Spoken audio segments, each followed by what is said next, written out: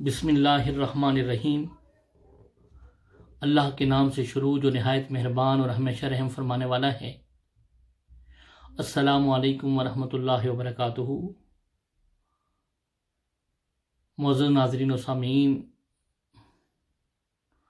ماہ رمضان المبارک کی مقدس ساتیں، لمحے، گھڑیاں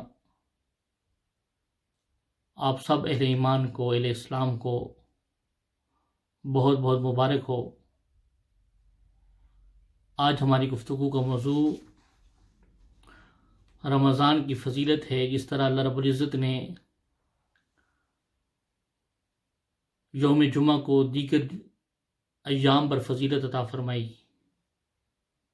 تہجد کے وقت کو دیگر اوقات پر فضیلت عطا فرمائی، شب قدر، شب میلاد مصطفیٰ صلی اللہ علیہ وآلہ وسلم اور شب برات کو دیگر راتوں پر فضیلت عطا فرمائی، اسی طرح ماہ رمضان کو اللہ رب العزت نے دیگر مہینوں پر فضیلت عطا فرمائی۔ اور آقا علیہ الصلوۃ والسلام کا فرمان مبارک ہے، جس کو امام بخاری میں، صحیح بخاری میں روایت کیا، امام بخاری نے آقا علیہ الصلوۃ والسلام کے اس فرمان کے راوی حضرت ابو ہریرہ رضی اللہ تعالیٰ عنہ ہیں۔ تاجدار کائنات صلی اللہ علیہ وآلہ وسلم نے ارشاد فرمایا، من قام رمضان ایمانا واحتسابا غفر له ما تقدم من ذنبہ، جس نے رمضان میں بحالت ثواب اور ثواب کی نیت کے ساتھ قیام کیا تو اس کے سارے گناہ معاف کر دیے جائیں گے۔ تو اس حدیث مبارکہ میں یعنی رمضان کی راتوں میں قیام اللیل کی ترغیب عطا فرمائی۔ آقا علیہ الصلوۃ والسلام نے امت محمدی صلی اللہ علیہ وسلم اور اپنی امت کو موٹیویشن عطا کی کہ جب ماہ رمضان کی مقدس راتیں آئیں تو قیام اللیل کیا کرو، تراویح کی صورت میں، نماز تہجد کی صورت میں، نوافل کی صورت میں۔ اور اس کا صلہ کیا ہوگا، اس کا ریوارڈ کیا ہوگا؟ فرمایا غفر لہ ما تقدم من ذنبہ، اس شخص کے سارے گناہ معاف کر دیے جائیں گے۔ اور ماہ رمضان المبارک میں امتی محمدی صلی اللہ علیہ وآلہ وسلم کو اللہ رب العزت 5 تحفے عطا فرماتا ہے، 5 گفٹ عطا فرماتا ہے۔ اور یہ حدیث پاک امام بہقی نے شعب الایمان کے اندر روایت کی، اور اس کے راوی حضرت جابر بن عبداللہ رضی اللہ عنہما ہیں۔ وہ بیان کرتے ہیں کہ رسول اللہ صلی اللہ علیہ وآلہ وسلم نے ارشاد فرمایا، میری امت کو ماہ رمضان میں 5 تحفے ملے ہیں جو اس سے پہلے کسی نبی کو نہیں ملے۔ یہ 5 تحفے بھی تاجدار کائنات صلی اللہ علیہ وآلہ وسلم کے وسیلہ جلیلہ سے، ان کے تصدق سے اور ان کے صدقے سے آقا علیہ السلام کی امت کو یہ 5 تحفے عطا فرمائے۔ اس میں پہلا تحفہ کیا ہے؟ فرمایا اما واحدۃ فإنه إذا كان أول ليلة من شهر رمضان نظره الله تعالى عز وجل إليهم ومن نظر الله إليه لم يعذبه أبدا۔ پہلا یہ ہے کہ جب ماہ رمضان کی پہلی رات آتی ہے تو اللہ تعالیٰ ان کی طرف نظر التفات فرماتا ہے، اور جس پر اللہ کی نظر پڑ جائے اسے وہ کبھی بھی عذاب نہیں دے گا۔ تو پہلا تحفہ ماہ رمضان کی پہلی رات کو اہل ایمان کو، اہل اسلام کو اللہ رب العزت اپنی نظر رحمت ڈال کر عطا کرتا ہے۔ فرمایا جس اہل ایمان پر، جس اہل اسلام پر میری نظر رحمت پڑتی ہے، فرمایا میں اس کو کبھی بھی عذاب نہیں دوں گا۔ اور دوسرا تحفہ وَأَمَّا الثَّانِيَةُ فَإِنَّ خُلُوفَ أَفْوَاهِهِمْ حِينَ يُمْسُونَ أَطْيَبُ عِندَ اللَّهِ مِن رِيحِ الْمِسْكِ۔ دوسرا یہ کہ شام کے وقت ان کی منہ کی جو بو ہے، خوشبو ہے، روزہ دار کی جو خوشبو ہے، فرمایا وہ اللہ تعالیٰ کو کستوری کی خوشبو سے بھی زیادہ اچھی لگتی ہے۔ یعنی معنی و مفہوم میں یہ ہے کہ جب روزہ دار صبح سے لے کر شام تک اللہ کی رضا کے لیے، اللہ کی خوشنودی کے لیے وہ روزہ رکھتا ہے، کھانے پینے سے اجتناب کرتا ہے، تو اس کے منہ سے جو خوشبو آتی ہے، بو آتی ہے، اللہ رب العزت کو وہ اتنی پسند ہے کہ فرمایا کہ وہ کستوری کی خوشبو سے بھی زیادہ اس کو اچھی لگتی ہے وہ خوشبو۔ اور پھر تیسرا تحفہ اللہ رب العزت نے اہل ایمان کو آقا علیہ الصلوۃ والسلام کی طفیل ان کے توسل سے عطا فرمایا، وَأَمَّا الثَّالِثُ فَإِنَّ الْمَلَائِكَةَ تَسْتَغْفِرُ لَهُمْ فِي كُلِّ يَوْمٍ وَلَيْلَةٍ۔ تیسرا تحفہ یہ ہے، تیسرا گفٹ یہ ہے کہ فرشتے ہر دن اور ہر رات ان کے لیے بخشش کی دعا کرتے ہیں۔ ماہ رمضان کے پہلے روزے سے لے کر اور اس کے آخری روزے تک، دن کو بھی اور رات کو بھی جو روزہ دار ہوتے ہیں، جو صائم النہار اور قیام اللیل کا عمل رکھتے ہیں، فرمایا فرشتے ان کے لیے دن کو بھی اللہ رب العزت کی بارگاہ میں بخشش کرتے ہیں اور رات کو بھی اللہ رب العزت کی بارگاہ میں ان کے لیے استغفار طلب کرتے ہیں۔ اور پھر چوتھا تحفہ کیا ہے؟ فرمایا وَأَمَّا الرَّابِعَةُ فَإِنَّ اللَّهَ يَأْمُرُ جَنَّتَهُ فَيَقُولُ لَهَا۔ چوتھا یہ ہے کہ اللہ رب العزت اپنی جنت کو حکم دیتا ہے، استعدی وتزینی لعبادی، کہ اے جنت میرے بندوں کے لیے تیاری کر لے اور مزین ہو جا، خوبصورت ہو جا۔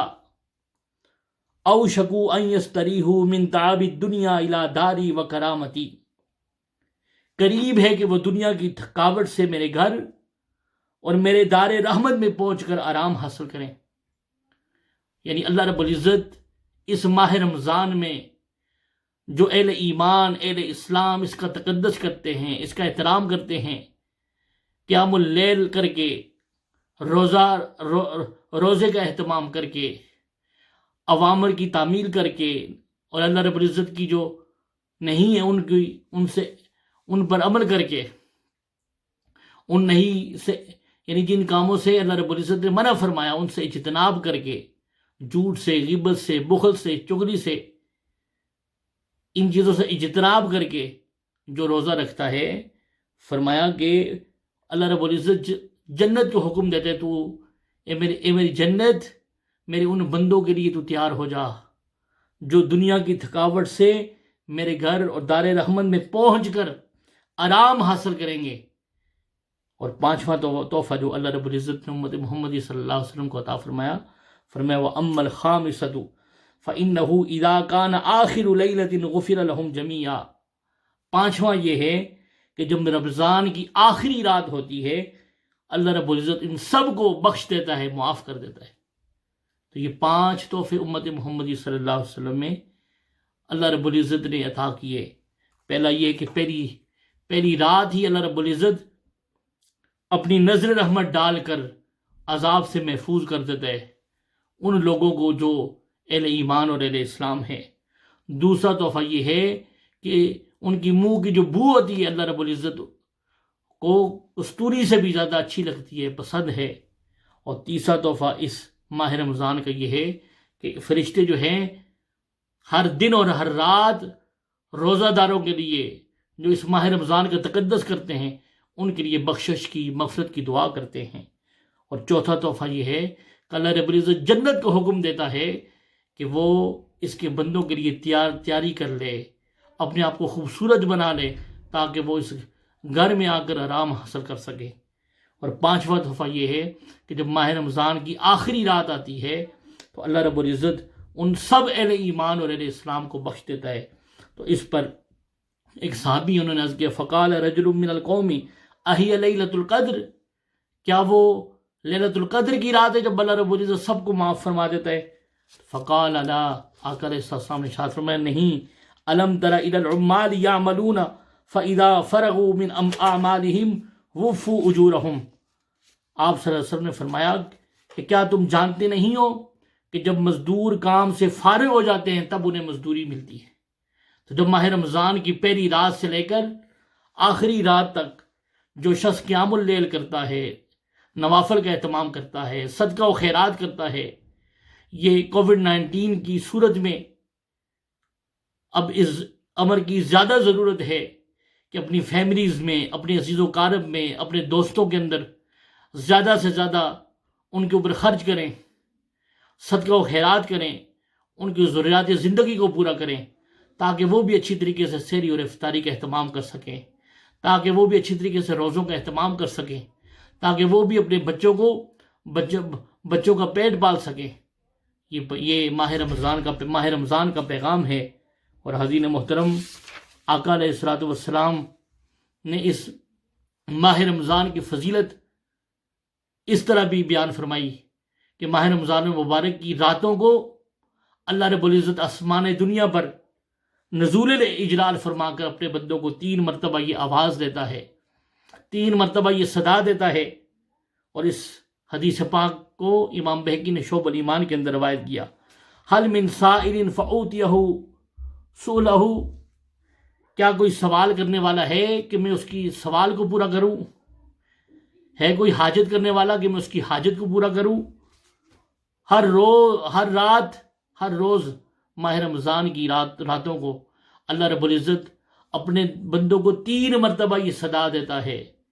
وہ قیام اللیل کی صورت میں وہ بندے نیک عمل کر رہے ہوں، اگر جو ہے وہ نوافل کی صورت میں، قرآن پاک کی تلاوت کی صورت میں وہ نیک عمل کر رہے ہوں، تو وہ 3 مرتبہ یہ آواز و صدا دیتا ہے کہ ہے کوئی سوال کرنے والا کہ میں اس کے سوال کو پورا کروں؟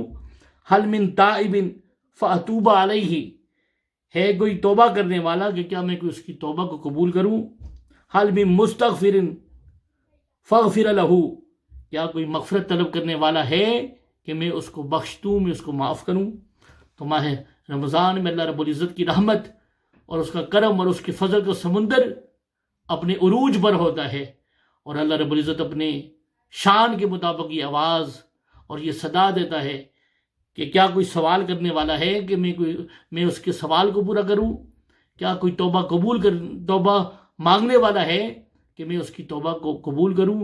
کیا کوئی مجھ سے مغفرت طلب کرنے والا ہے کہ میں اس کو بخش دوں، میں اس کو معاف کروں؟ تو حاضرین محترم، یہ ماہ رمضان اللہ رب العزت کی طرف سے ایک بہت بڑی نعمت ہے جو تاجدار کائنات صلی اللہ علیہ وسلم کے وسیلے سے اور ان کے توسط سے ہمیں میسر آئی۔ اللہ رب العزت ہمیں اس ماہ رمضان المبارک میں کثرت کے ساتھ قرآن پاک کی تلاوت کرنے کی توفیق عطا فرمائے، آقا علیہ السلام کی ذات پاک پر کثرت اور ادب کے ساتھ درود و سلام پڑھنے کی توفیق عطا فرمائے، ہمیں فرض روزے کا اہتمام کے ساتھ رکھنے کی توفیق عطا فرمائے، اور اس ماہ رمضان میں معاشرے کے جو غرباء ہیں، یتامہ ہیں، مساکین ہیں، ان کے اوپر دل کھول کر خرچ کرنے کی توفیق عطا فرمائے۔ یہی ماہ رمضان کا پیغام ہے۔ اور آقا علیہ السلام ماہ رمضان میں حدیث پاک میں آتا ہے کہ تیز ہوا کے جھونکے سے بھی زیادہ آپ کی سخاوت ہو جاتی تھی۔ ویسے 11 مہینے بھی معمول تھا، کوئی سوالی اور کوئی سوال کرنے والا آپ کے در سے خالی نہیں جاتا تھا، لیکن جب ماہ رمضان آتا تو تیز ہوا کے جھونکے سے بھی زیادہ آپ کی سخاوت کا اظہار ہوتا تھا۔ تو یہ اپنے جو ہے وہ اپنی پاکٹس کو، اپنی تجوریوں کو کھولنے کا وقت ہے معاشرے کے غرباء پر، فقراء پر، یتامہ پر، مساکین پر، کیونکہ آقا علیہ السلام کا فرمان مبارک السخی حبیب اللہ ولو کان فاسقا، سخی اللہ کا محبوب اور پیارا ہوتا ہے اگرچہ وہ گناہگار ہی کیوں نہ ہو۔